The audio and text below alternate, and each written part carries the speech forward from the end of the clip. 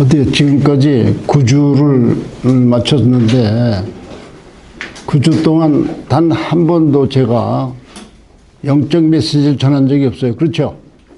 그저 그냥 뭐 어떻고 재미없는 강의만 해왔습니다. 그렇죠? 그런데 오늘은 마지막 시간이고 그렇기 때문에 제가 영적 메시지를 한번 전할 거예요. 여러분들에게. 예. 그거는 제가 오래전에 어느 교회에서 설교한 내용인데 그 너무 내용이 좋아서 그리고 우리 신약과 관련되어 있기 때문에 그걸 쭉 읽어 드릴 겁니다.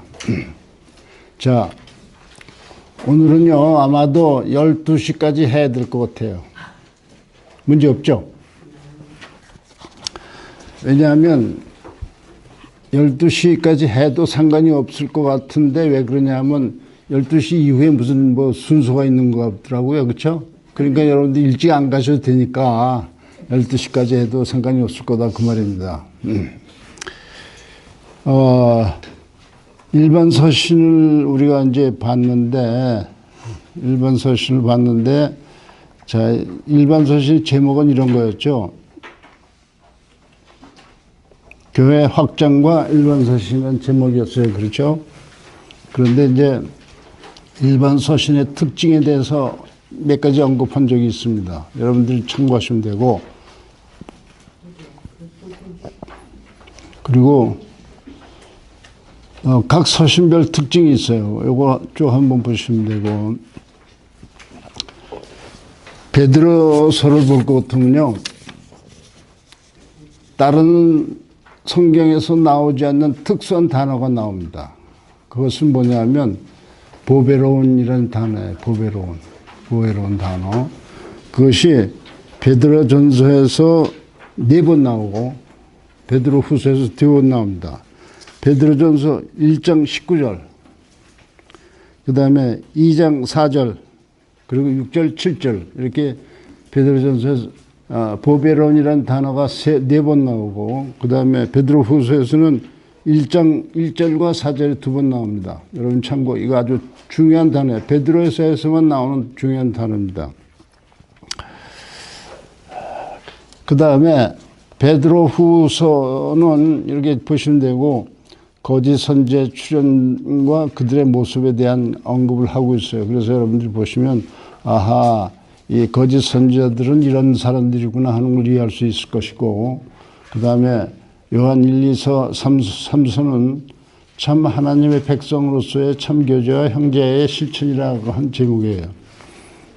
그래서 제가 요한 1서 5장 1절부터 4절까지에 걸쳐서 하나님의 백성이라는 제목으로 설교한 게 있는데 그거 한번 읽어드린다고 말입니다. 영적인 메시지예요. 유다서는 베드로후서와 유사성이 있습니다. 자,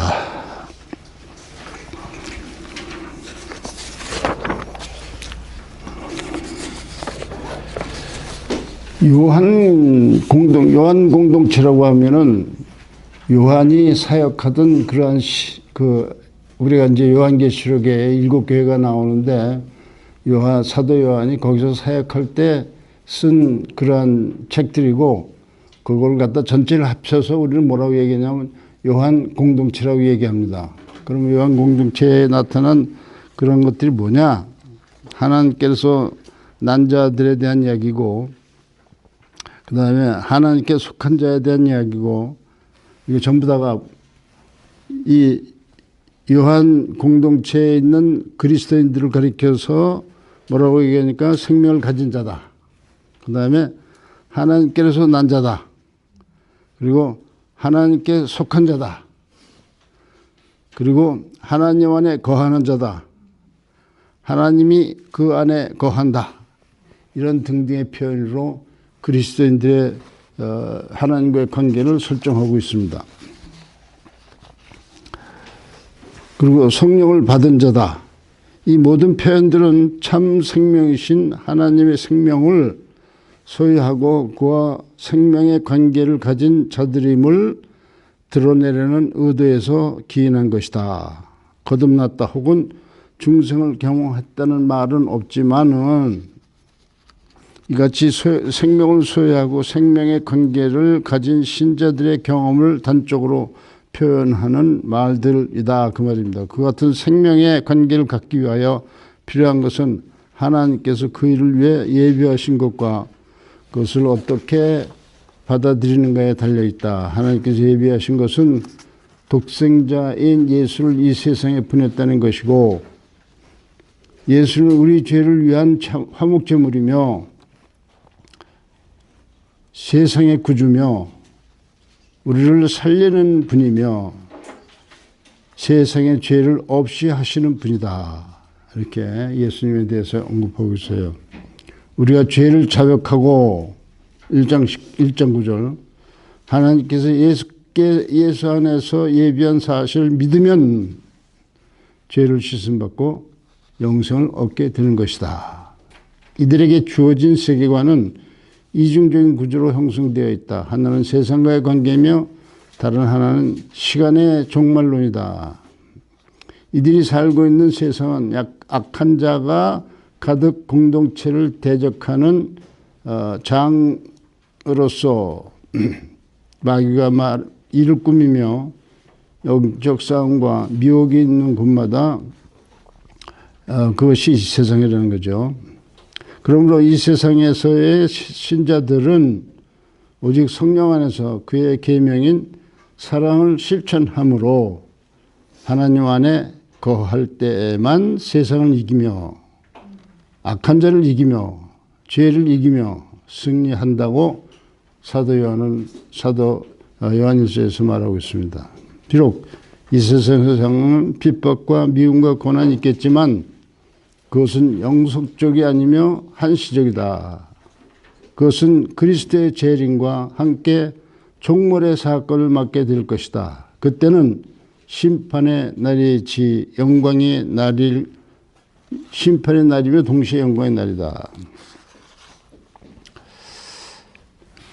이게 이제 요한 공동체에서 사도 요한이 그들에게 쓴 편지 내용입니다.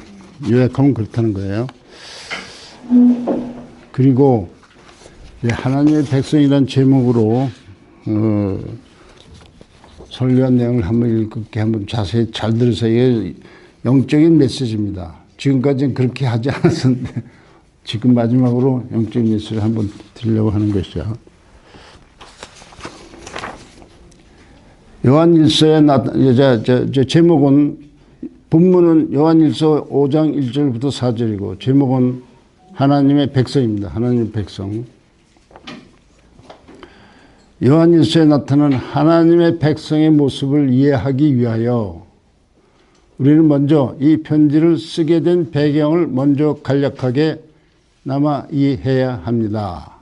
요한일서는 거짓 선생들이 나타나서 신자들을 꼬여내어 교회로부터 분리시켜 자기들 따르는 무리들을 형성하고 마치 그 무리들이 참 하나님의 백성인 양 선전하고 더 나아가서 참 신자들이 모인 교회를 향하여 비판하기 때문에 생긴 문제점들을 극복하기 위하여 쓰여진 서신으로 이 서신에는 하나님의 참 백성의 모습이 그 어떤 신약 성경에서보다 확실하게 그리고 대조적으로 잘 나타나 있습니다.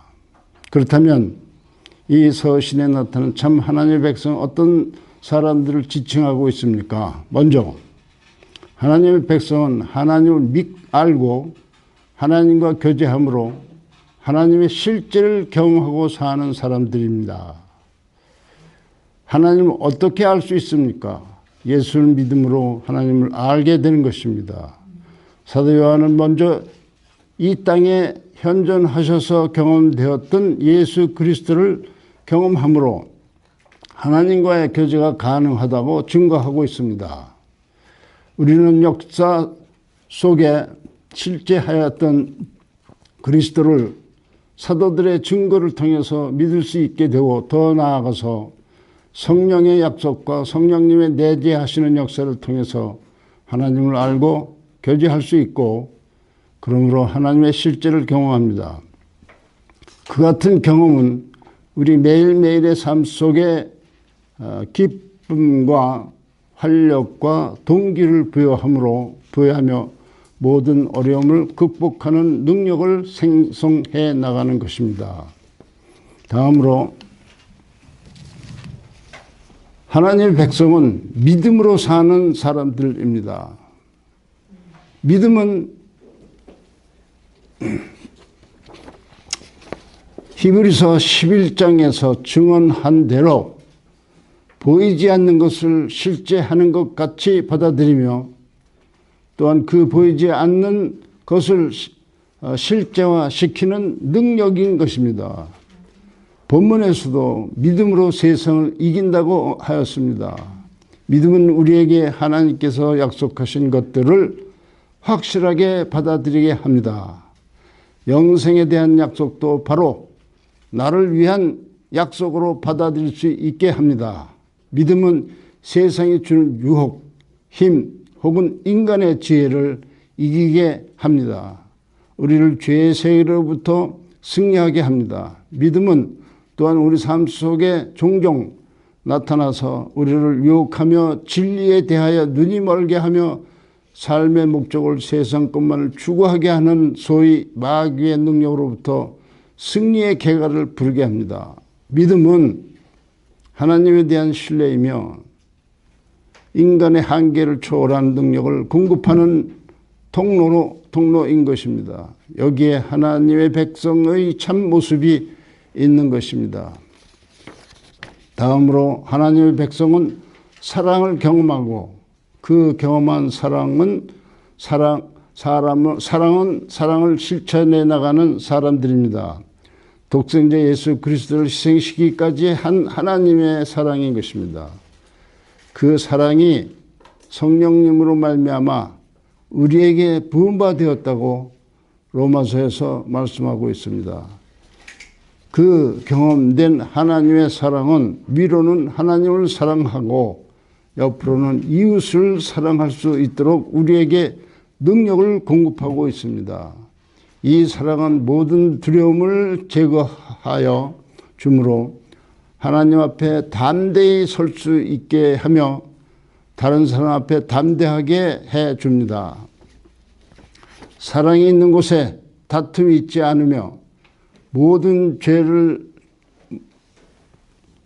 허물이 감싸집니다. 이 사랑은 삶의 참 가치의 의미를 발견하게 하며 이웃을 용납하며 이해하며 따스하게 해줍니다. 이 사랑이 느껴질 때 소속감을 가지게 됩니다.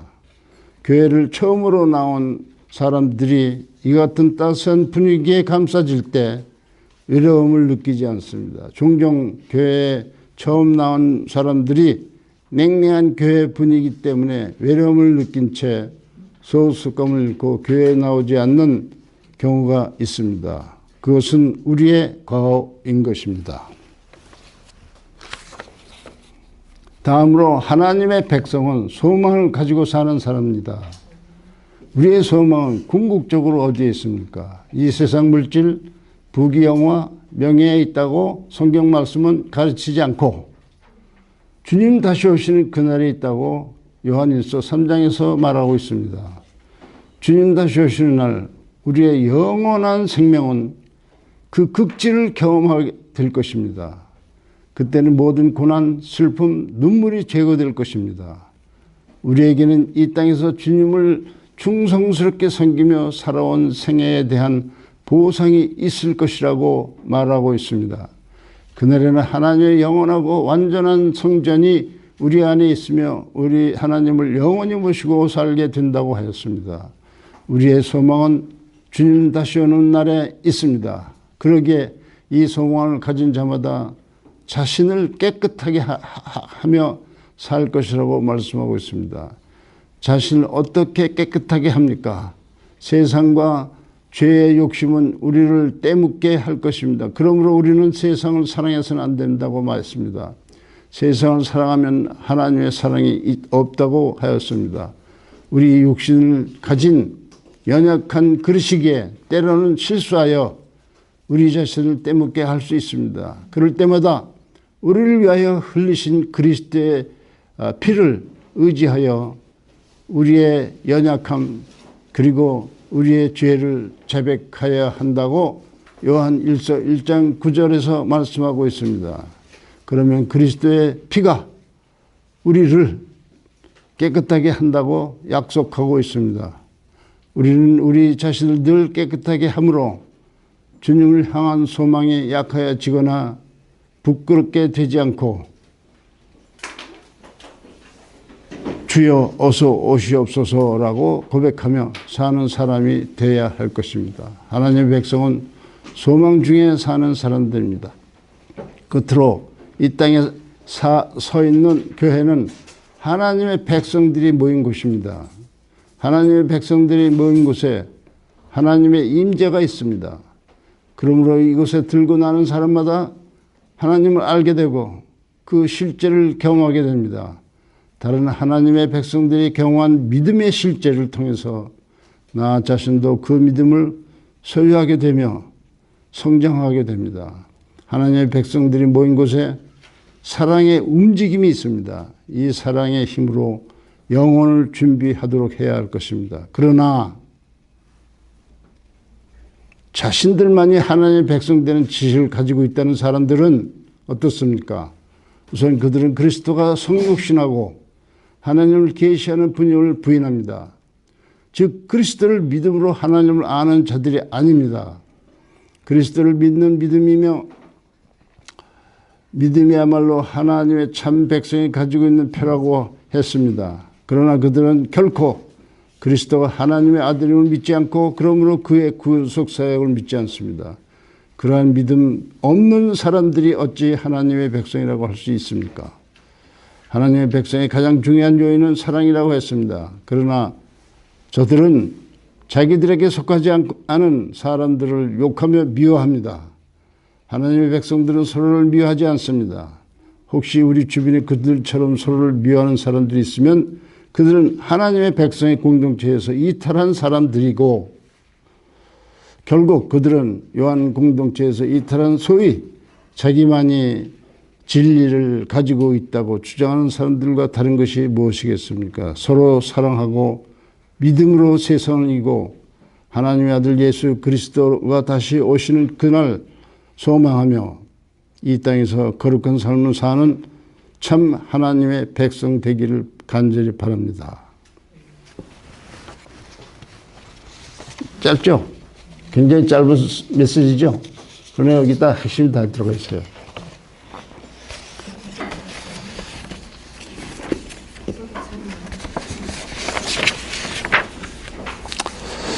자, 그럼 이제 또 가봅시다, 우리.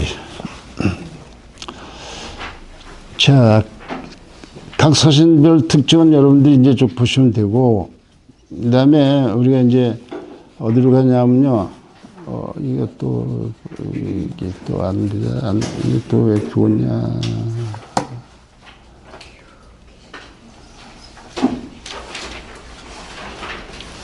역사 속의 교회와 계시록이라는 제목으로 이제 끝을 낼 거예요. 이 요한계시록이에요. 요한계시록. 요한계시록 보면 역사적으로 어마어마하게 문제를 많이 일으킨 성경책입니다. 많은 이단들이 요한계시록에서 출발했어요. 그래서 이게 굉장히 어려운 책입니다. 이 요한계시록을 우리가 진짜 깊게 스터디 하려면 한 학기가 필요해요. 그런데 뭐 여기서 지금 그렇게 할 수가 없으니까 요점만 말씀드리겠습니다. 요점만요. 우선 보면요, 7교회가 나오잖아요. 7교회. 7교회가 나오는데, 여기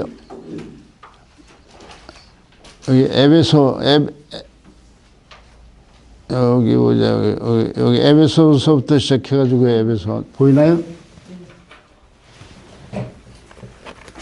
보이나요, 요거? 화살표. 보이죠? 에베소서 시작해서 그 위로 가면은 서머나 교회가 있습니다. 그래서 서머나 교회는 에베소에서 약 북동쪽으로 북서쪽으로 60km 정도 떨어져 있어요. 그 다음에 서머나가 있은 다음에 버가모 교회가 있습니다. 버가모 여기 위에 버가모는 서머나에서 북동쪽으로 약 100km 떨어져 있습니다. 그리고 버가모가 있은 다음에 어디로 가냐 하면은 두아디라로 가죠. 두아디라는 버가모에서 남동쪽으로 60km 떨어져 있고, 그리고 두아디라에서 사데가 있습니다. 사데는 두아디라에서 남동쪽으로 이제 70km. 그 다음에 사데 다음에 빌라델피아는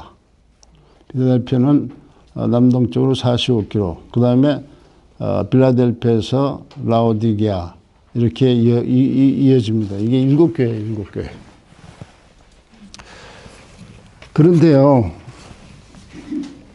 이 7교회의 역사가 요한계시록 2장 3장에 나오잖아요. 그렇죠? 2장 3장에 나오는데, 이 요한계시록을 해석하는 데 있어서 몇 가지 요점이 있어요. 해석하는 데 있어서 요점인데, 당대 역사에 대한 기록이다 이렇게 이해하는 사람들이 있고, 기독교 역사의 흐름에 대한 기록이다 이렇게 주장하는 사람이 있고, 미래사에 대한 예언의 기록이다 라고 주장하는 사람이 있고, 영적 교훈을 위한 기록이다 이렇게 있어요. 그런데 요한계시록에는요, 이 네 가지 요소 다 포함되어 있어요. 어느 하나만을 강조하면 안 됩니다. 네 가지 요소 다 포함되어 있기 때문에 올바른 방향은 뭐냐, 위에 네 가지 방향을 종합적으로 해석의 틀을 가져야 한다 이렇게 됩니다. 근데 이게 보통 어려운 일이 아니죠. 보통 어려운 일. 제 집에 가면요, 무슨 책이 있냐면은 요한계시록의 네 가지 그 방법론 있잖아요. 개개원 그 방법론에 따라서 구절마다 이 1번에서는 이렇게 하고 2번에서는 저렇게 하고 3번에서 이렇게 해서 그걸 비교한 책이 있어요. 근데 이만큼 두껍죠. 그리고 소개할 수는 없잖아요, 여러분들에게. 그래도 이제 보면은 이거예요. 당대 역사에 대한 기록이다. 이것은 뭐냐면 7교회가 있는데 그 7교회와 로마 제국의 관계를 설명한 글이다 이렇게 주장하는 거죠. 그러니까 그 당대 역사이거든요. 7교회의 역사, 그리고 7교회가 로마 제국과 어떤 관계를 가지고 있느냐 하는 것에 대한 기록이다 이렇게 주장하는 겁니다. 그 다음에 기독교 역사에 대한 흐름이다 이렇게 얘기하는데, 7교회는 기독교 역사를 7개로 나누는 거예요. 1세기 교회를 에베소 교회라고 합니다. 이 사람들 얘기, 제 얘기가 아닙니다. 에베소 교회 1세기 교회다. 그 다음에 2세기에서부터 컨스탄틴 대제가 들어오기 전에 핍박받는 교회를 뭐라고 얘기하냐면 서머나 교회라고 그래요. 그 다음에 그 컨스탄틴 대제가 기독교를 공인하면서 5세기까지, 즉 500년까지, 즉 캐톨릭이 시작되기 전까지 약 200년간을 그렇죠. 약 200년간을 뭐라고 얘기하냐면 버가모 교회라고 얘기하는 거예요. 그 시대다. 그 다음에 500년대 그 교황제도가 시작되면서 종교 개혁 때까지, 그때 약 1000년이에요. 1000년. 이 기간을 두아디라 교회 기간이다 이렇게 주장하는 거예요. 이 사람들이 이번에 해당되는 사람들이. 그 다음에 종교개혁서부터 본격적으로 선교가 시작되기 전 18세기까지 약 300년간 기간을 뭐라고 얘기하냐면 사대 기간이다 이렇게 주장합니다. 그리고 18세기 후반, 19세기에서부터 20세기 초까지 선교하는 세대가 있어요. 선교가 아주 전적으로 전 세계적으로 역사하는 세대가 있어요. 그래서 뭐라고 하냐면 우리 세대 전 세계를 복음하자라는 주장이에요. 그런 시대가 있었는데 그 시대를 필라델피아 교회 세대라 이렇게 얘기합니다. 그리고 20세기서부터 현재까지를 차지도 않고 덮지도 않은 차지도 않고 덮지도 않는 마지막 교회 라오디에 교회 상태라고 주장한다 이 말입니다. 그러니까 이렇게 보면은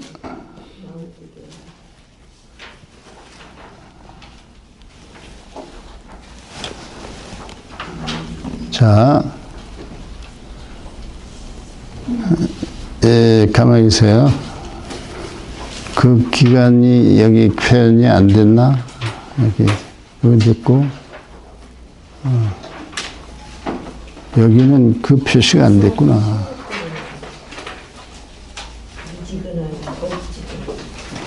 그래서 좀 써보면 이런 거예요.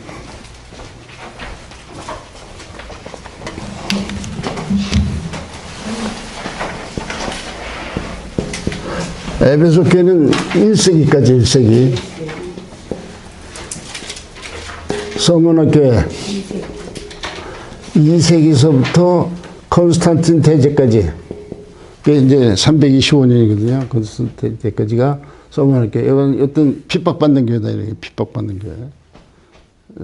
제가, 콘스탄틴 대제 이후부터 500년경까지 약 200년, 여기 300년경이라고 하면 약 200년이죠. 200년경.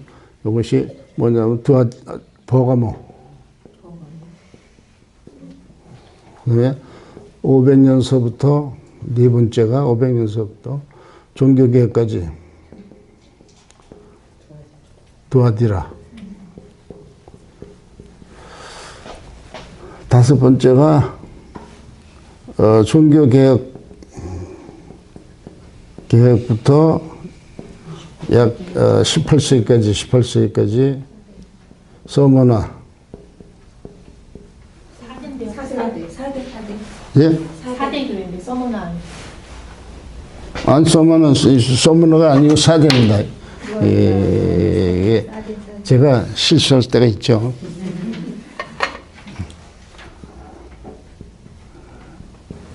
그 다음에,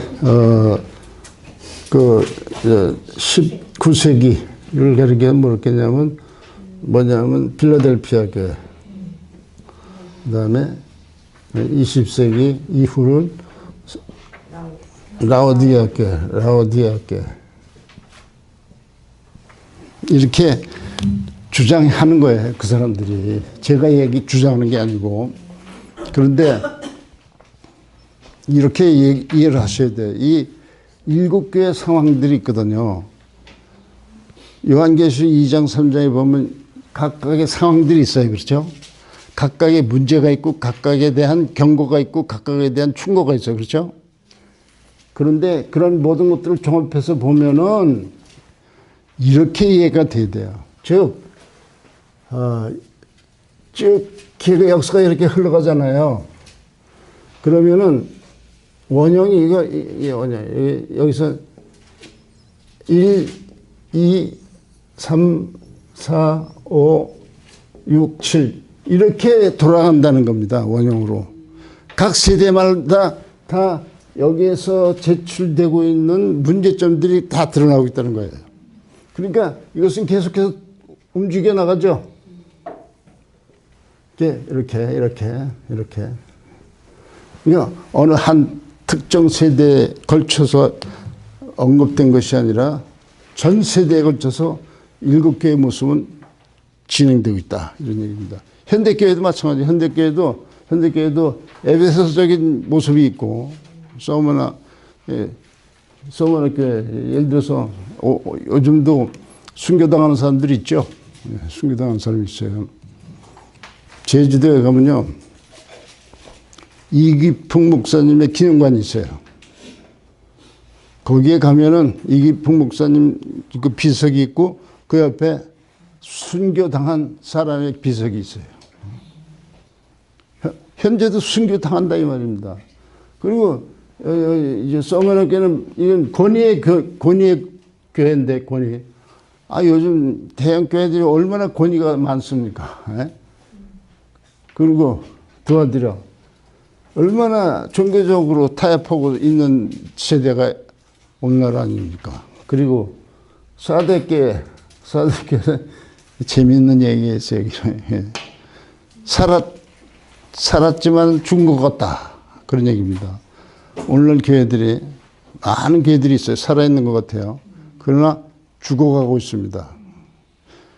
한국 교회는 숫자적으로 점점 줄어들고 있어요. 그게 죽어가고 있다는 겁니다. 그게 현상이에요.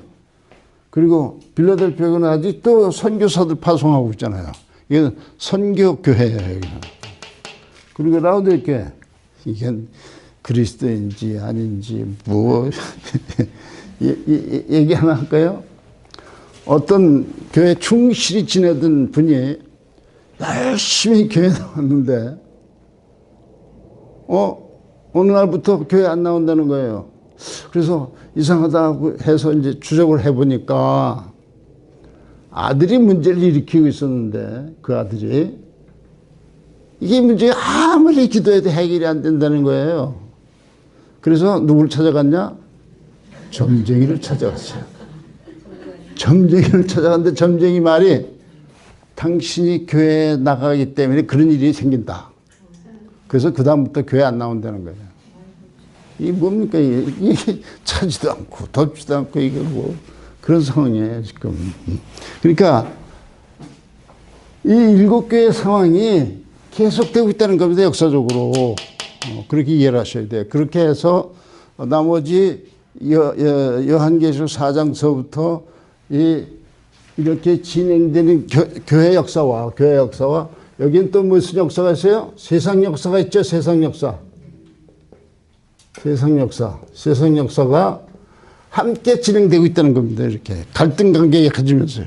계속해서.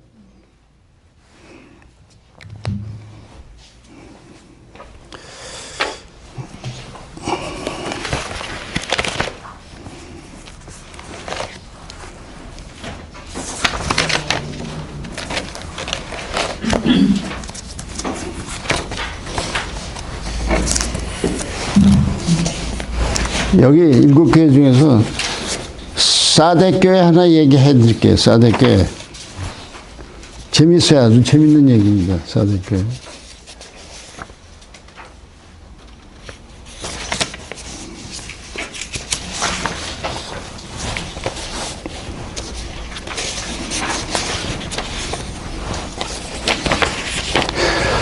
자, 사대교회 여러분들이 가지고 있는 그 자료에 있어요. 그렇지만 여러분들이 읽지 않을 것 같으니까 제가 대신 사대교회 아주 재밌는 얘기입니다. 두아디라에서 남동쪽으로 70km 떨어진 사대교회가 세워진 사대는 평지에서 450m 고지대에 자리 잡은 평야에 세워진 도시였습니다. 이 도시의 유일한 입구는 남쪽이었으며 북, 동, 서쪽은 직각으로 이루어진 바위산이 둘려 있습니다. 바위산이 둘려 있어요. 제가 여러분들에게 보여드리려고 그 사진을 가져왔어요. 사진을.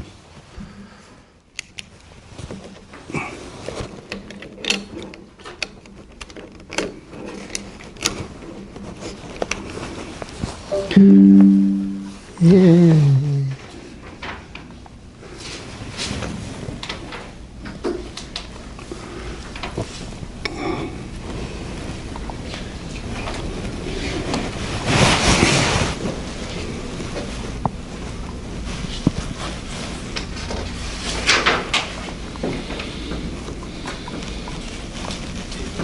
자, 한번 보여드릴게요.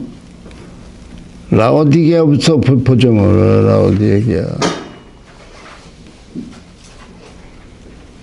이 라오디게아의 폐허된 라오디게아. 여기에 교회가 있었어요. 여기에. 예? 안 보여요? 야, 이거 봐라. 그러면서 이게 왜 저걸 해야지 진짜. 어디가 되냐. 이거를 잠깐만 죽여놓고 이걸 놓고.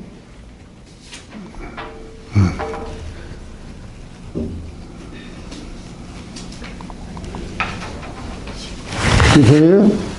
왜 이래? 어떻게 하는 거야 이게?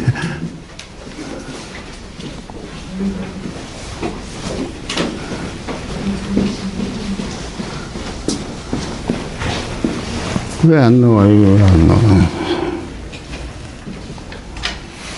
나와요? 안 나오잖아.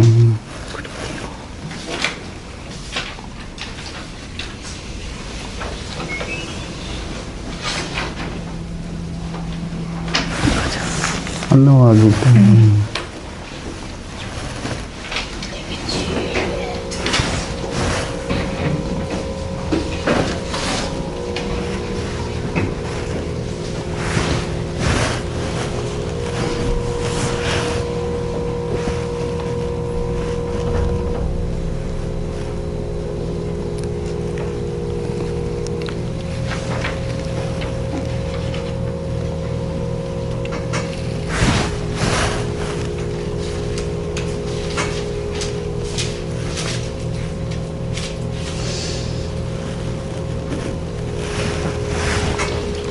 이게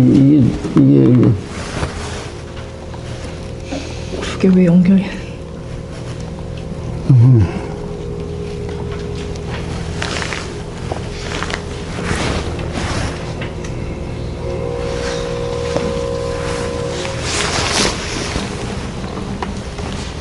조합형이랑 그렇대.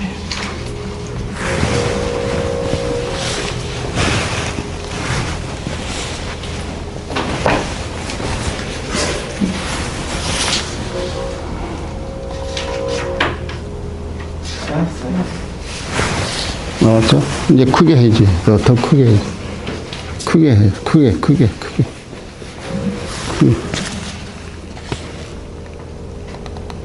됐어요. 이게 라우디게 할게요. 라우디게 할게요. 그런데 여기는요, 물이 없어요, 물.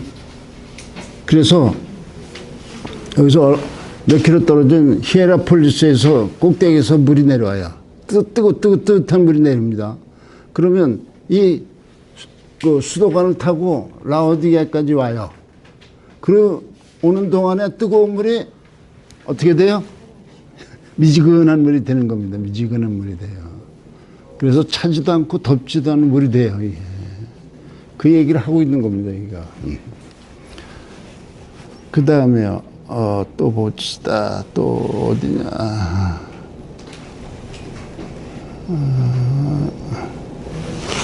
또 보자. 또.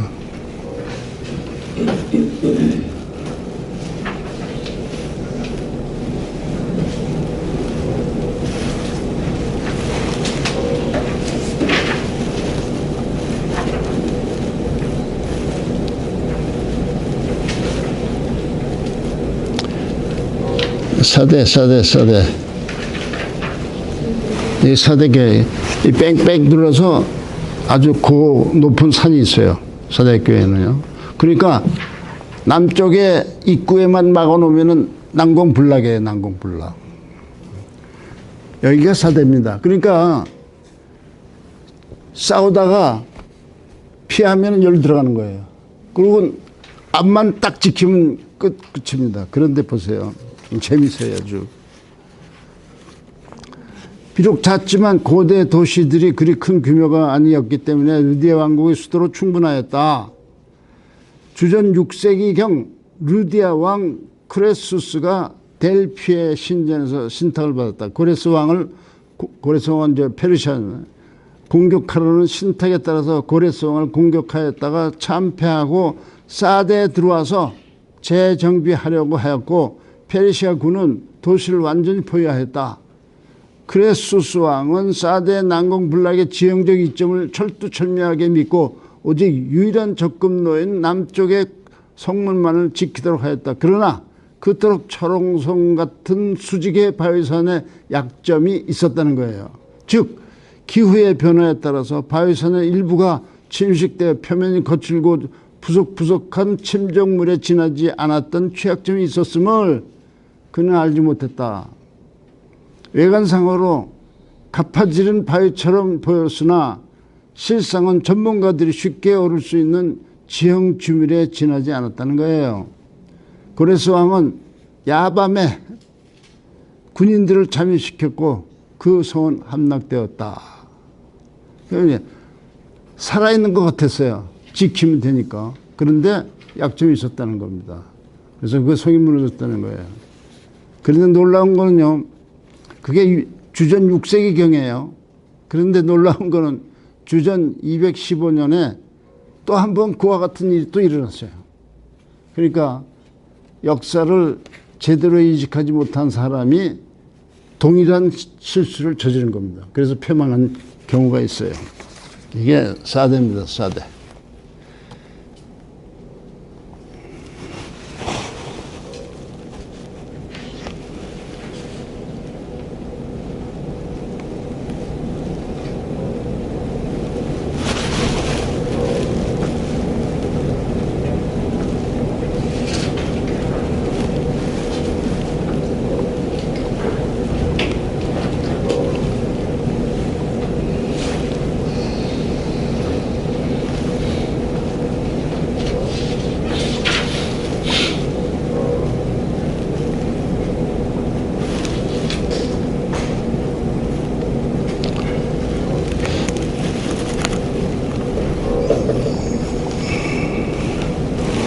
이 보감이에요, 보감.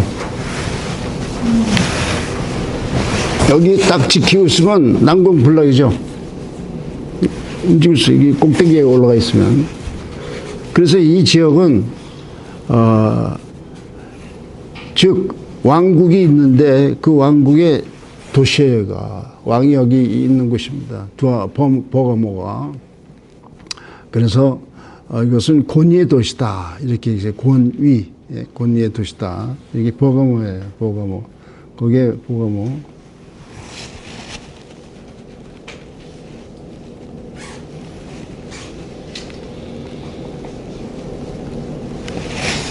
이게 뭐냐면 에집트에서 수입한 오사이러스 신을 섬기는 신전이에요.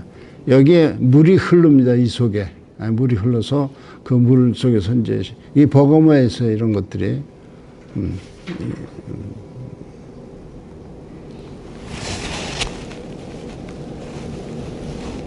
그 다음에 필라델피아 교회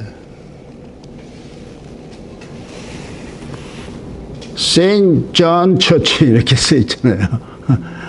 요한의 교회다. 이 필라델피아 교회에 이런 팻말이 붙어 있어요.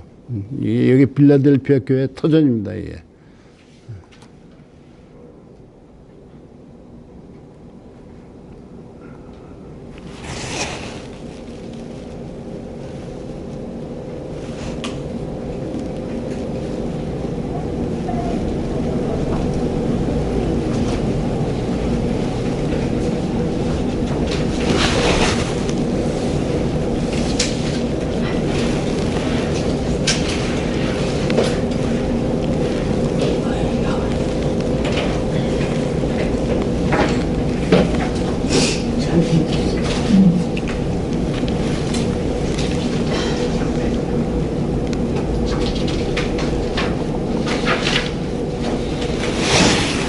두아디라교회. 그래서 이제 그 터 위에 이제 이런 그 글들이 있어요. 두아디라교회 터전입니다. 이게 두아디라교회.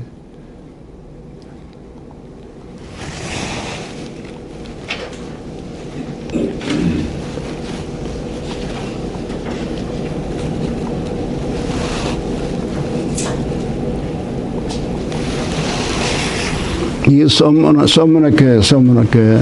그 안에 들어가서 사진 찍은 겁니다. 즉, 폴리캅이 이렇게 화형당하고 있는 장면을 이렇게 표시했어요. 7교회 중에서 터키에 있는 7개 중에서 유일하게 예배 보는 곳이에요, 여기가. 아직도 예배 봅니다, 여기서요. 다른 데는 다 죽었어요. 그러나 여기만 살아서 예배를 봅니다. 예, 예. 그래서, 폴리캅이 뭐, 네가 예수님 부인하면 내가 너를 살려주겠다 그랬더니 내가 70년 이상을 주님이 날 지키고 날 인도하셨는데 내가 어떻게 그 주님을 포기하겠습니까? 해가지고 화형당하는 장면이에요. 이것이 이제 서머나 교회입니다.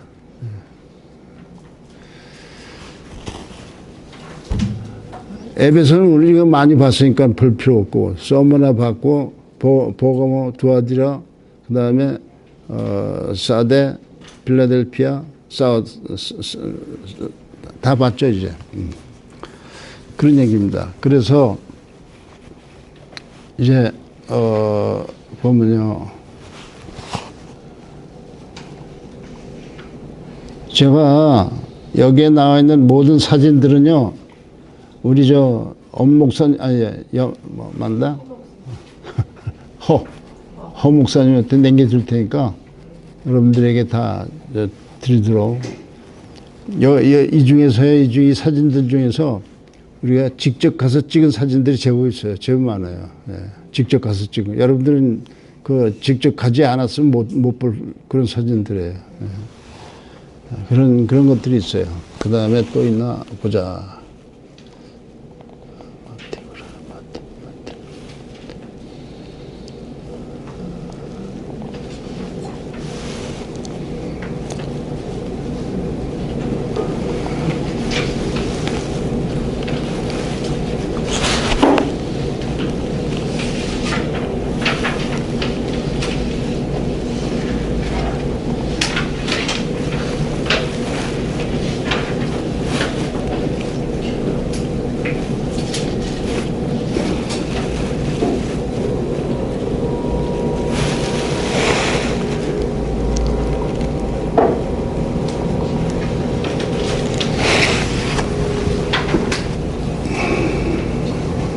한번 보여드릴게요.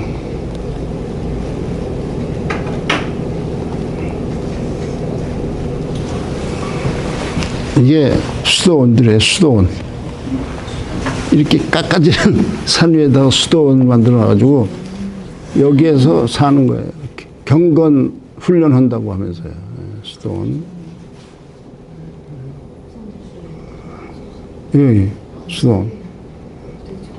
이게 데살로니가에서 아덴까지 가는 길목에 있어요, 이게. 이거는 우리가 가서 직접 사진 촬영한 거예요. 사진 촬영한 거. 네? 아직도 여기에 사는 사람이 있어요, 아직도. 이봐요, 깎아지는 곳에서 여기 올라가려면 밧줄 타고 올라가야 돼요. 밧줄 타고. 이렇게 밧줄 타고.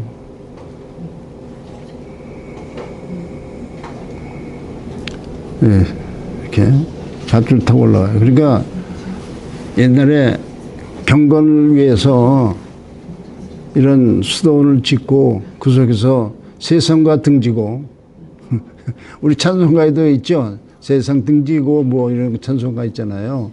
세상 등지고 저렇게 홀로 경건하게 살려고 하는 사람들이 있었다는 겁니다. 이게 수도원 운동이에요. 수도원 운동. 그래서 이런 것들은 우리가 직접 가서 사진 찍은 거예요. 자, 보세요, 이거. 어마어마하죠, 이거. 밧줄 보여요? 밧줄 여기? 밧줄 보이죠? 이거 타고 올라가는 겁니다.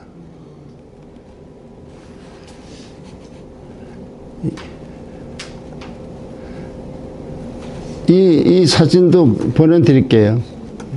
여기 여러분들이 그 인터넷에서 마테오라를 찍으시면 그 사진들이 나와요. 마테오라. 네. 마테오라.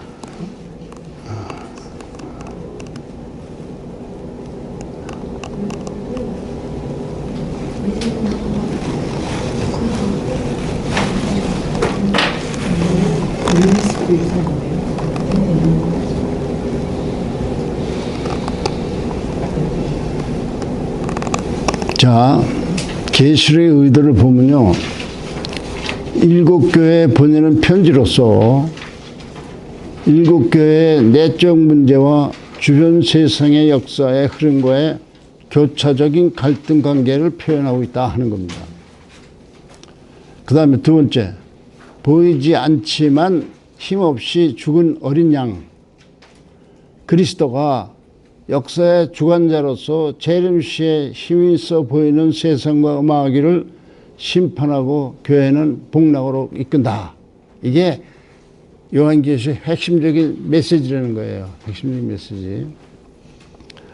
그러나 그때까지 세상은 권력, 칼과 돈을 가지고 교회를 핍박하는 마귀의 앞잡이 노릇을 하고 있다. 그런 얘기입니다. 교회는 어떤 역경과 고난과 핍박과 환난이 오더라도 마귀에게 무릎을 꿇지 않고 하나님만을 섬길 것. 그러면 마침내 하나님의 위로가 하나님 보호자로부터 있을 것이다. 예.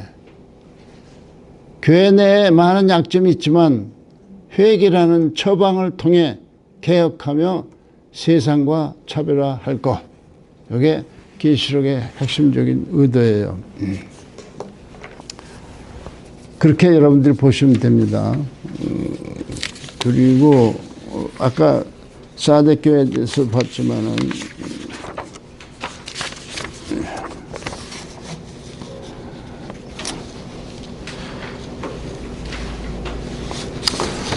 자, 여러분들이 가지고 있는 그 자료 있죠? 자료 65페이지를 보세요. 65페이지.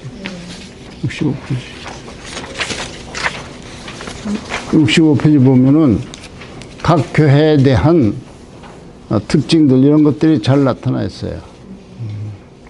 자, 1번은 에베소 교회에 대한 얘기고, 그 다음에 두 번째 거는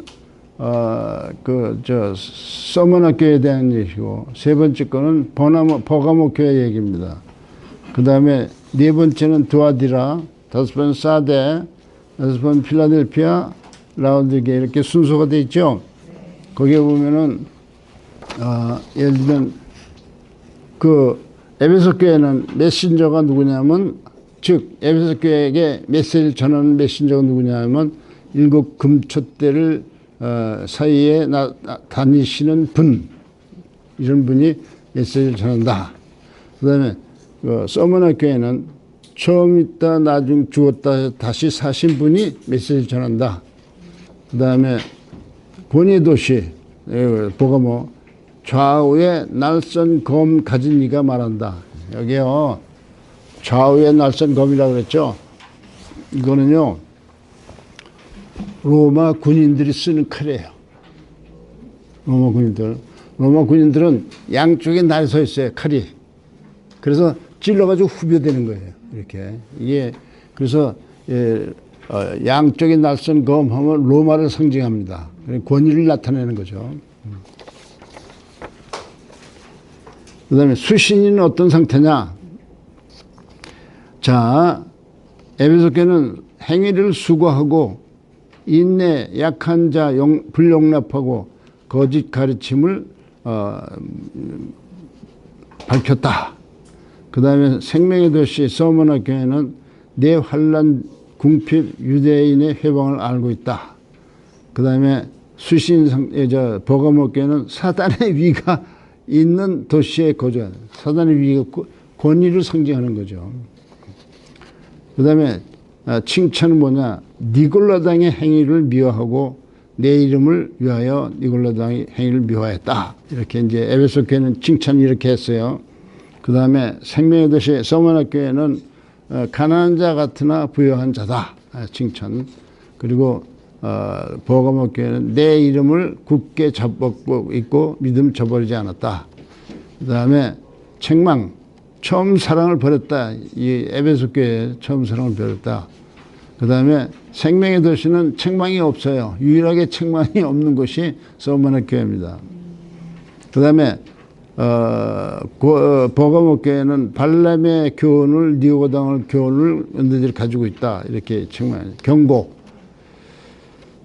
내 촛대를 그 자리에서 옮기리라. 촛대를 옮긴다고 하는 거죠. 에베소 교회는요. 그 다음에 서머나 교회는 시험이 온다, 환란이 온다. 이게 죽음이 이게 핍박이죠.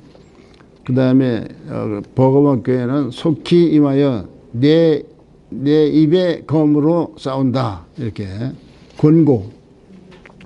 처음 행위를 가지라. 회개하라. 두려워 말라. 죽도록 충성하라. 서머나 교회. 그 다음에 버가모 교회는 회개하라. 여기 회개라는 말이 계속 나와요. 어디에 빠지냐 하면은 서머나에는 회개라는 말이 안 나옵니다. 그 다음에 약속. 하나님의 낙원에 있는 생명나무의 과실을 줄 것이다. 그 다음에 서머나 교회는 생명의 멸관을 줄 것이다. 그 다음에 버가모 교회는 감추었던 만나를 신도를 새 이름을 기록하리라. 핵심 메시지. 신앙적 열심만으로는 부족하고 너희들 첫사랑을 지켜야 한다. 에베소. 그 다음에 서머나 교회는 주님을 위한 희생은 헛되지 않는다. 그 다음에 버가모는 믿음 있다 해도 이단의 교훈을 따를 수 있다 하는 것이죠. 두아디라도 보시면 돼요. 두아디라 이렇게.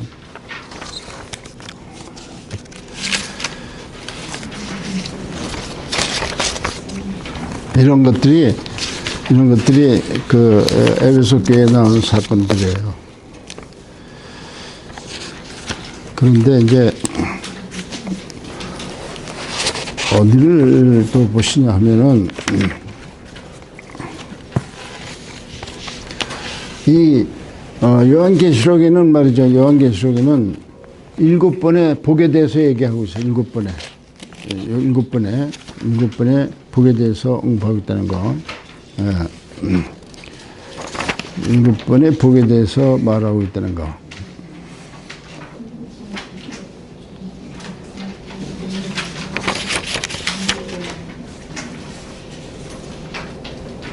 자,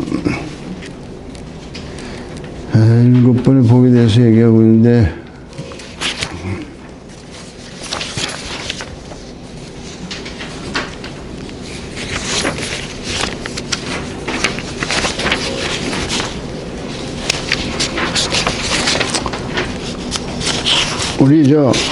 우리 에베소 교회에서부터 한번 어떤 도시인지 한번 봅시다.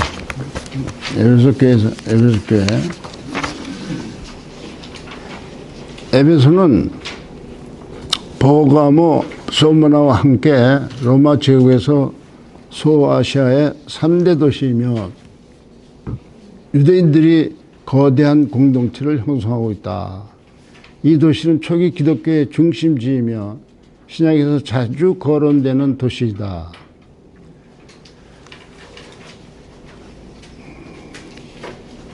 여행, 무역, 상업의 중심지이며 로마의 총독부가 있는 도시다. 에베소 교회.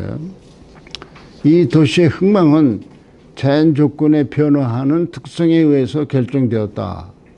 바다가 있던 곳이 땅이 생기고 한때 주민들로 북적대던 곳이 다른 때에는 그렇지 않았다. 한때는 황량한 언덕만에 있던 곳에 다른 때는 주민들로 가득 찬 거대한 도시로 변화하였다.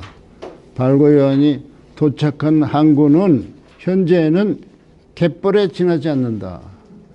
바다가 있는데요. 바다 도시예요. 여기 에베소는 바다 도시예요. 그런데 바다가 있었는데 현재는 갯벌이 됐다는 겁니다. 밀려와가지고. 이 도시는 바다와 함께 변화하기 때문에 그 유역의 유일한 항구로서의 중요성을 유지하기 위해 이곳저곳으로 옮겨야 했다. 이 같은 변화의 도시인들로 구성된 교회에게 촛불을 움직이겠다는 위협은 낯선 이야기가 아니다. 이거 움직이는 거야, 움직이는 거. 움직여. 그러니까 변화하는 도시에 움직이는 촛대를 얘기하는 것은 별로 낯설지 않다. 그런 얘기가 되죠. 에베소의 역사에 대비하여 볼 때 이 교회가 첫 번째의 영적 생명력을 잃고 다시 회복할 때 그 영향력이 다시 회복된다는 메시지를 담고 있다. 이렇게. 그 다음에 서머나, 이게 생명의 도시라고 그랬어요. 서머나는 그 영향력이 굉장한 도시였으나 600년 BC에 멸망 후 400년간 죽은 도시였고 존재하지는 않은 도시였다. 평지와 언덕 위에 흩어진 마을들로 구성된 황량한 도시였으나 주전 3세기에 다시 회복되었다. 그 기간 동안 흩어진 도시 국가로 존재하다가 자주적인 통치를 하는 헬라 도시로 부활했다. 이 도시는 표면적으로 보면 멸망당하여 죽어 없어진 것처럼 보였지만 그 가운데 감추어진 삶은 지속적으로 계속되었다. 계시록의 편지에서 보듯이 이 도시는 가난했지만 부유했고 죽었지만 생명의 멸류관을 쓴 도시였다. 이 도시의 유대인들은 소아시아에서 가장 기독교에 대해 적대감을 가졌다. 그들은 참 유대인들임을 자랑했지만 실은 사단의 회당을 자랑한 것이었다. 소아시아에서 초기에 세워진 교회 중에서 유일하게 살아남아서 예배를 드리고 있는 교회는 서머나 교회밖에 없다. 모든 교회들이 죽었지만 오직 이곳만 생존해 있는 것이다. 이곳의 감독 폴리카브의 순교 사화는 너무나 잘 알려져 있다. 폴리카브는요 69에서부터 156세까지 산 사람이에요. 그러니까 87세 살았죠. 이미 11명이 맹수의 밥이 된 상황에서 서문합니다. 이거 원형 극장으로 이 노인네가 끌려갔어요. 폴리카비. 이방인들과 유대인들이 합세해서 그는 로마 국교에 대적한 로마의 역적이라고 다음과 같이 참수하였다. 이놈은 아이야의 선생, 그리스도인들의 아비, 우리 신들을 뭉개는 자다. 수많은 사람들에게 제사도 드리지 말고 경배도 드리지 말라고 가르친 놈이다. 군중은 고함을 치면서 아시아의 총독과 대제사장 빌립에게 벌값을 처할 것을 요구하였다. 그날이 안식일인데도 유대인들은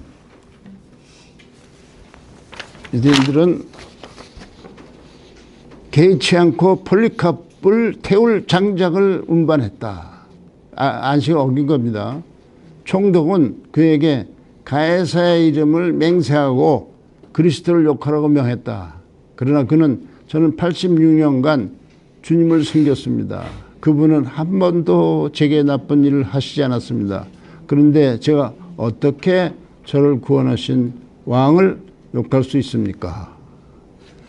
당신은 1시간 동안 타는 불로 나를 위협하다 하나 그 불은 이내 꺼질 것이고 그러나 당신은 장차 올 심판의 불과 영원한 징벌의 불은 모르고 있어.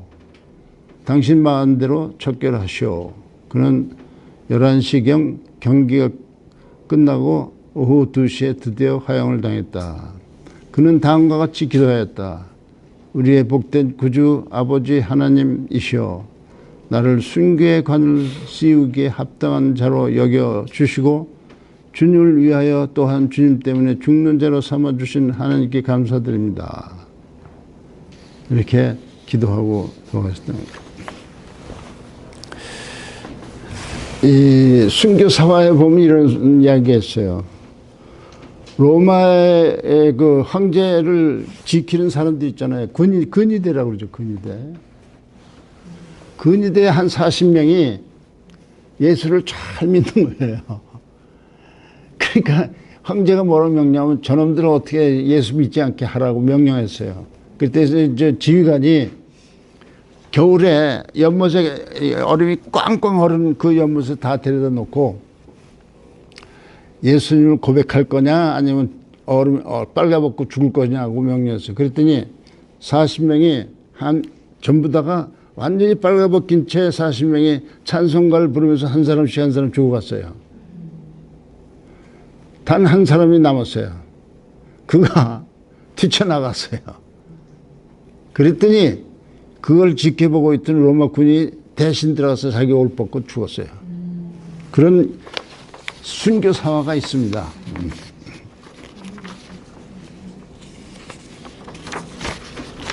놀랍죠?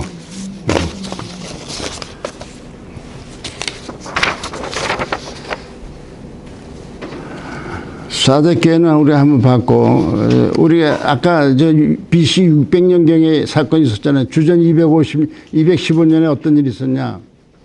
그레테 출신 라고라스 장군은 톨레미 왕의 명령을 받아 안티오코스 3세의 남하를 저지하려고 했지만 자신의 주둔지를 점령당하고 그는 사대로 돌아가 요새화를 시도하였다. 그는 어렸을 적에 그레테에서 배운 절벽은 난공불락이라는 사실을 알았지만 역시 역사의 교훈을 배우지 못했다. 오직 남쪽 문에만 방어 진지를 구축하고 다른 곳은 방어를 게을리하였다. 요새를 철저히 탐색하여 취약점을 찾아내어 보강해야만 했다. 그러나 적들은 구석구석 살펴 어느 지점이 약점인지를 찾아내는 노력을 경주하였고 마침내 그 약점을 발견하였다. 한밤중에 그곳을 이용하여 절벽을 넘어 그랬대 출신 용병들로 구성된 군인들이 도성 안으로 들어갔다. 그는 역사의 교훈을 배우지 못했고 과거의 경험을 잊어버렸고 사람들은 게을리 부주의했고 위기의 순간이 왔을 때 사대는 준비가 되지 않았다. 결국은 이 위대한 지배적인 도시가 죽어버렸다. 평양 태풍 100주년 기념식이 있었죠. 상암 축구장에서요. 그러니까 2000년대 그래 이제 평양 태풍 운동 100주년 기념식이 상암 축구장에서 열렸어요.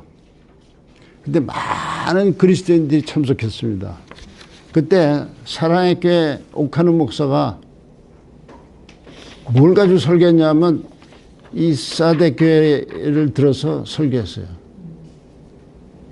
우리 한국 교회가 사대 교회처럼 살았던 것 같지만 죽음이 올 수 있다. 아주 놀라운 설교를 한 적이 있습니다. 사대 교회 옥하는 목사님. 아 이거 사용 안 해서 잘 안 드시겠네.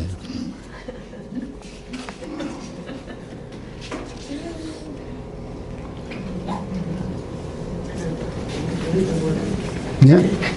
잘 들려야지. 몰랐어요. 예, 목사님. 네. 처음에 저기 12시까지는 뒤에 그 일하시는 분들도 있으셔서 거시기 하니까 조금만 시간 조절해 돈을 높여달라고? 조금 좀 네. 돈 높일게요. 돈 좀 높일게요. 아니요. 시간을 조금 좀 정상적으로 줄여달라. 시간 빨리 끝내라고? 이제 하면 일하시는 분들 계셔서 아, 알았어요. 조금 이따 빨리 끝낼게요. 네. 요것만 읽고 끝낼게요. 다 하셔도 돼요. 네? 지금 끝내요? 아니요. 보가목 권위의 도시. 본문에서 좌우의 날선 검이라는 표현이 있는데 이것은 생명과 죽음의 권한을 가진 절대적 권위의 상징이다. 이 도시는 고대 왕국과 로마 정부의 권세자의 자리, 즉 소아시아의 주의 공적인 수도였다. 7교회가 위치한 어떤 도시들도 이러한 위상을 가지지 못했다. 버가모 교회의 편지의 특색은 반복적으로 로마의 공식적인 권위의 자리로서의 버가모의 위상에 대한 언급하고 있음을 본다. 좌우의 날선 검은 로마 군인들이 사용하는 자르고 찌르는 칼을 의미하는데 다른 동양 국가에서는 사용하지 않는다. 로마 사람들에게 있어서 이 칼은 공식적인 권위의 최상위 신분의 상징으로서 아시아의 총독에게 부여된 권위를 상징했다. 얼마 전에 제가 총독이라고 해서 다 사형을 선도할 수 있는 권한을 가진 거 아니라고 그랬어요. 어떤 데는 사형을 못 시킵니다. 그런데 이 버가모 총독은 사형권이 있어요.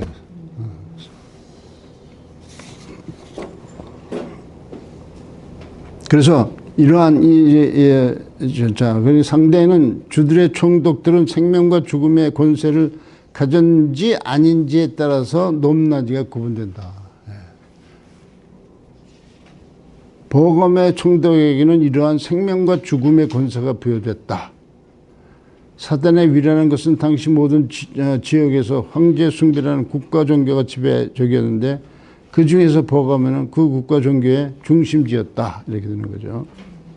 서머나 교회의 핍박은 유대인들로부터 온 것이지만 이 버가모 교회의 핍박은 그러한 유의 것이 아니다. 그것은 그의 이름 때문에 그리스도인들이 총독의 법정에 서서 국가 종교에 순종할 것인지 아니면 사형원들을 받든지 하였다. 버가모인들이 아닌 경우도 많은 사람들이 이곳에서 재판을 받고 순교를 당했다. 왜냐하면 사형권이 있으니까요. 아시아의 생명과 죽음의 권한을 쥐고 있는 아시아의 총독이 있는 이곳에 와서 재판을 받았다. 충성심을 시험하는 것으로 황제의 명예를 위하여 약간의 향을 태우는 것들이 무슨 문제가 없는 것처럼 보이지만 그것은 국가 종교의 전체 의식을 따라서 하는 것을 의미한다. 즉 그리스도의 가이사의 왕자가 곁에 나란히 있는 것이다. 이렇게 되는 겁니다. 그래서 이와 같은 도시의 특색을 정확하게 이해하면은 우리가 요한계시록의 7교회의 내용들을 읽는데, 이해하는데 엄청난 도움이 되는 겁니다. 왜 사도 요한이 이 버가모 교회에 이런 내용으로 썼을까? 그것은 그 도시의 특색과 직접적인 연관이 있다는 거예요. 그 다음에 에베소 교회도 마찬가지고 사데 교회도 마찬가지고 이렇게 있는 것이죠. 두아디라, 약하지만 강한 도시다. 두아디라 교회가 위치한 두아디라는 시는 버가모에서 남동쪽 60km 차이인데 그곳의 관문이자 즉 버가모 교회 관문이가 두아디라와 요새다. 이것은 북쪽에 자리 잡고 있는 버가모 왕국을 침략하는 외적을 막는 요새였으며 나중에는 남쪽의 실루시드 왕국에 대한 침략을 막는 요새 역할을 했다. 주전 190년경 로마의 성령이 된 이래로 버가모에서 두아디라로, 두아디라에서 사데로, 그리고 빌라델피아를 거쳐 라오디에 이르는 중요한 도로가 개설되었다. 그러니까 7교회가 있는 게 이 중요한 도로가 개설됐다는 거예요. 그래서 사도 요한이 교회 개척하는데 쉽게 했을 것이다 이렇게 보는 거죠. 도로망 때문에. 그래서 옛날에는 이런 게 있어요. 모든 도로는 로마로 몇만 킬로의 도로가 건설됐다는 겁니다. 로마 제국에서. 근데 그 전체는 다 어디를 향하고 있냐? 로마를 향하고 있다는 거예요. 네. 그러니까 이 도로가 그렇게 광범위하게 발달함으로 말미암아 자 상업 이동도 편리하고 모든 이동이 편리해지는 거죠. 군사 이동도 편리해지고 이렇게 되는 것이죠. 그래서 로마는 아직도 로마 제국에서 깔아놓은 고속도로가 있는데 아직도 사용하는 데가 있어요. 고속도로가. 근데 그 고속도로 공법이 현재의 공법하고 비슷하다는 거예요.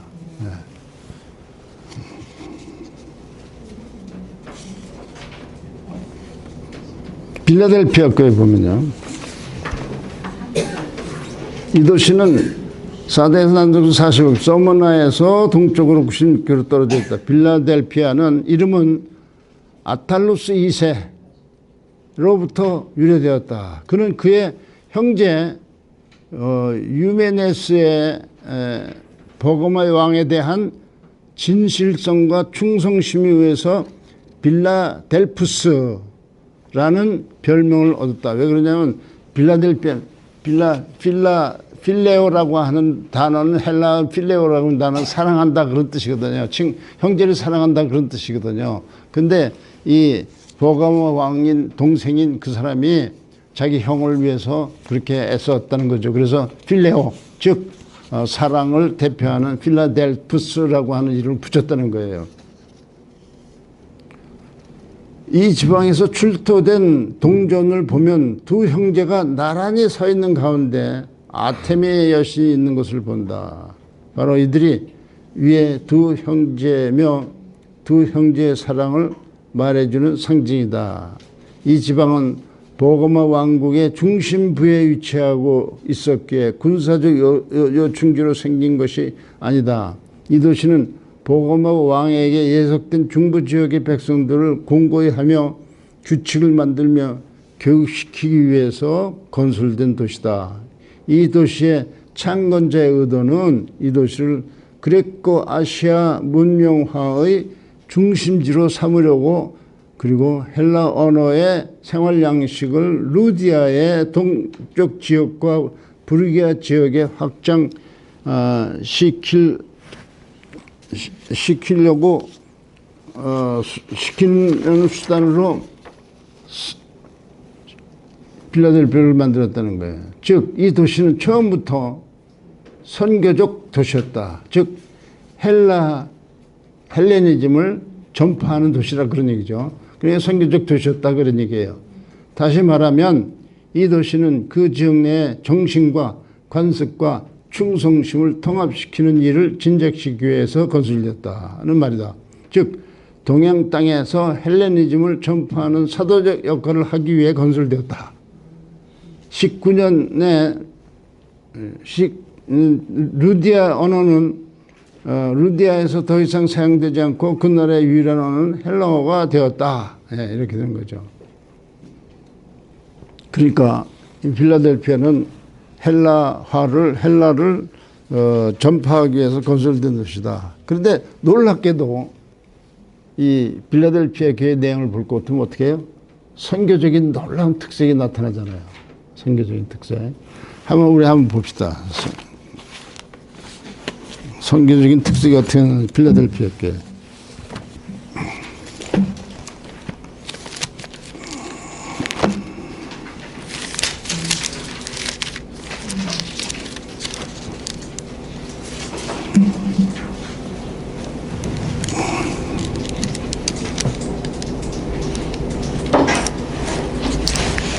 삼 장 7절부터 봐요. 3장 7절. 요한계시록 3장 7절. 필라델피아 교회의 사자에게 편지하라. 거룩하고 진실하사 다윗의 열쇠를 가진이 곧 열면 닫을 사람이 없고 닫으면 열 사람이 없는 그가 이르시되 볼지어다 내가 네 앞에 열린 문을 뭐예요? 열린 문을 두었을 때 능히 닫을 사람이 없으리라. 내가 네 행위를 아노니 내가 작은 능력을 가지고서도 내 말을 지키고 내 이름을 배반하지 아니하였다. 이렇게 도시의 특색이 나타나자 잘. 그리고 이 도시의 특색과 함께 바로 요한계시록의 선교적인 특색이 잘 드러나고 있다. 그런 얘기가 되는 겁니다.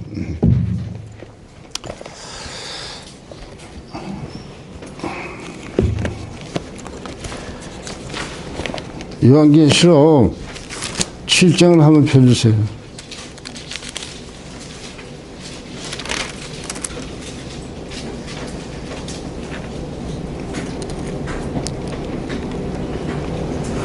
요한계시록 7장. 일 후에 내가 네 천사가 땅 네 모퉁이에 선 것을 보니 땅의 사방에 바람을 붙잡아 바람으로 하여금 땅이나 바다에나 각종 나무에 불지 못하게 하더라. 또 봄에 다른 천사가 살아계신 하나님의 인을 가지고 이제 봄에 인을 가지고 해돋는 대로부터 올라와서 땅과 바다를 해롭게 할 권세를 받은 네 천사를 향하여 큰 소리로 이를 외쳐대 이르되 우리가 우리 하나님의 종들의 이마에 인치기까지 땅이나 바다나 나무들을 해하지 말라 하더라.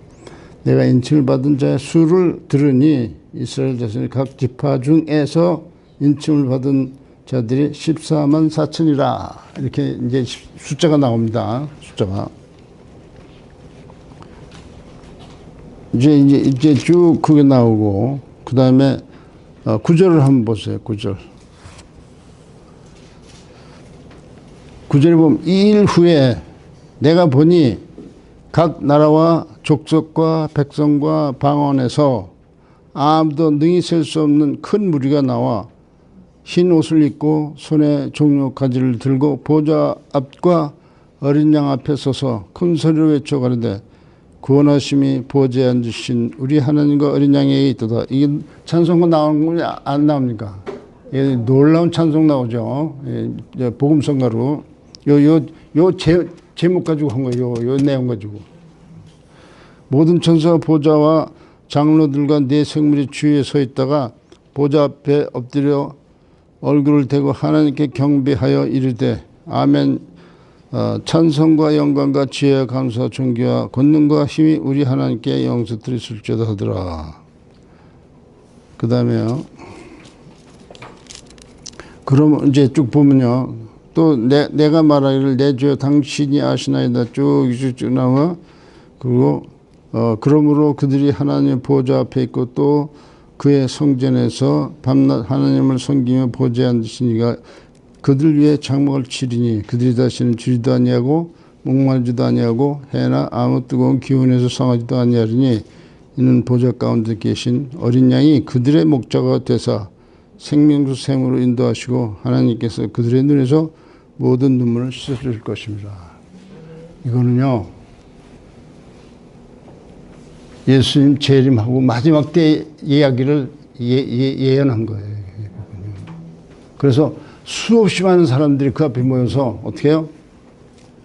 구원하심이 보좌에 앉으신 우리 하나님께 하나님 어린 양에게 있도다 하고 찬송과 영광과 지혜와 감사와 존귀와 권능과 힘이 우리 하나님께 있도다. 이렇게 찬양하면서 어떻게 해요? 마지막에 다시는 눈물이 없다. 다시는 눈물이 없다. 이 다시는 눈물이 없다는 것은 요한계시록 22장에서 다시 나옵니다. 다시. 그런데 이것은 미리 나오는 거예요. 미리 예견한 거예요. 뭐 예견?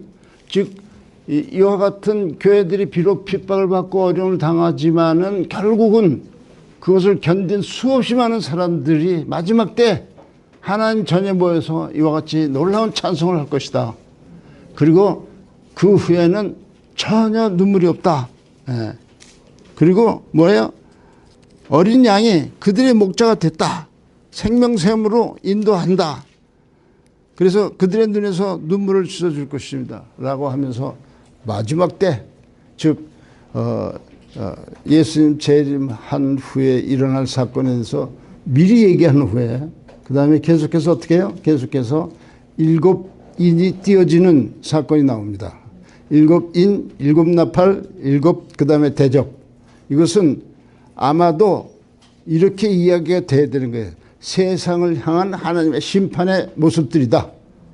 그리고 나서 뭐가 나오냐면 마지막에 가서 그 백보좌에서 나오신 예수 그리스도가 힘을 가지고 있는 돈과 권력을 가지고 힘을 가지고 교회를 핍박하는 그 그들을 멸망시키고 하나님을 순수하게 따른 그 사람들을 데리고 영원한 안식에 들어가게 할 것이다. 그런 얘기가 바로 요한계시록입니다. 이렇게 해서 우리는 10주간에 걸쳐서 신약계론을 다 마쳤어요. 그동안 열심히 참석해 주신 여러분들 감사합니다.